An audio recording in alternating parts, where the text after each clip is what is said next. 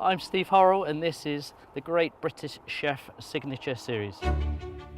Starter cooking is rustic, it's seasonal, fresh, and it's just unfussy. We have our own farm at the restaurant and we've got a very close relationship with the stockman and the farmer. The garden, the produce writes the menu for us. Where we're working now, it's great to have the control over the ingredients, and we choose what we want. We know we only have the best. That's a great aspect of it.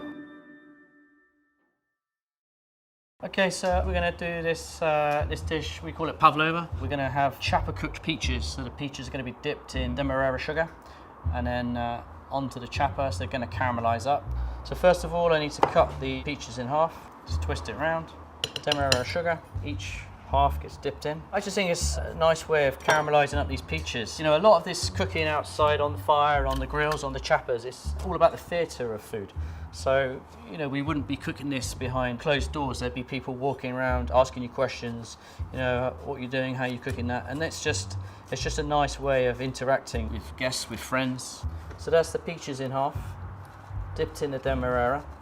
So we're going to take this over to the chapper and cook them off. So the chapper is just like a roasting tray on legs. And the beauty of this is, if we want to cook straight on a fire, you can light a fire and cook on it straight away. You're not waiting for the flames to die down to coals. And it's great for caramelizing peaches, you know, searing pieces of fish on here. You can do potatoes and things. So it's a real versatile piece of kit. So we can feel the heat here. So we're going to put these on. Just make sure they've got plenty of sugar on them.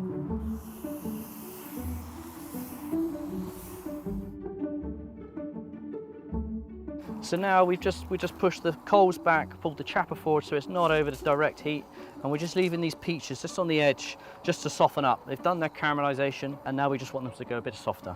So now I'm making the meringue. So with a vanilla pod for the meringue, I just cut it in half and then I just cut it down the length like so, and then scrape the beans out like that, and then they're going into this pan with a little bit of water in, and then the vanilla pod goes into the water, a little splash of cider vinegar, and then I'm just going to warm this up. This needs to be hot water, so I'm just going to put it on the fire now. So now we can go on to doing our eggs. You just want there to be egg whites, and make sure your bowl is nice and clean. There's no fat in there, or your egg whites won't, you know, whisk up. They won't become nice and fluffy. And now I'm going to go over to the mixer, and I'm going to add the sugar and some corn flour, just gradually while the egg yolks are whisking.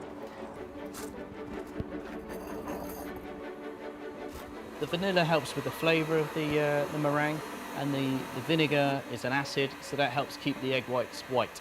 So now my meringues are you know, nice stiff peaks there. These are now ready to go onto the baking tray and into an oven. I always like to just glue my silicone paper to the tray so it doesn't slide around everywhere. So you just have to sacrifice a little bit of your meringue mix, and then this will stop the paper from sliding around. I'm going to do 2 pavlovas. Try not to knock the air out of it, because that's what you've just been in these lovely soft.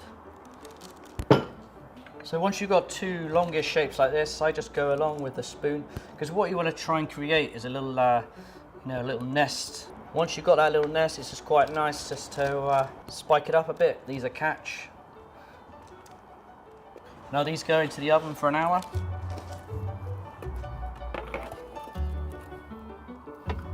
And now off to go and get strawberries and raspberries from the bed up the top. So we're just going to look for some strawberries now.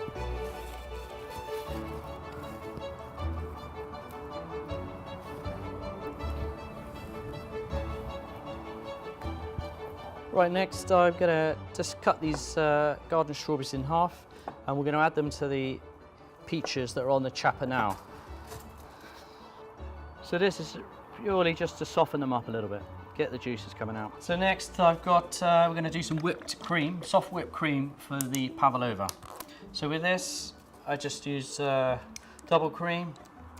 Cream's in there, and then rather than using caster sugar or icing sugar, I just used a little bit of runny honey, and that will add a little bit of sweetness to it. So So that's the cream, nice soft whip, a little bit of honey in there, so there's a little bit of sweetness in there, and that's ready to go. So these are ready now, nice and soft. I mean, you can smell those strawberries in that syrup. So good. So while these peaches and strawberries are still warm, I'm just going to pick a few blossoms over them, just to kind of colour, flavour. So we just let those cool down now. So this is the Pavlova, the meringue. As you can see, this one's quite a sticky, chewy one. But I mean, don't worry about that because we can cover that up. So next we have the cream. You know, again, we're just going to be kind of building this up. So some of this lovely soft whipped cream. Never enough cream. I got some of this lovely vanilla ice cream.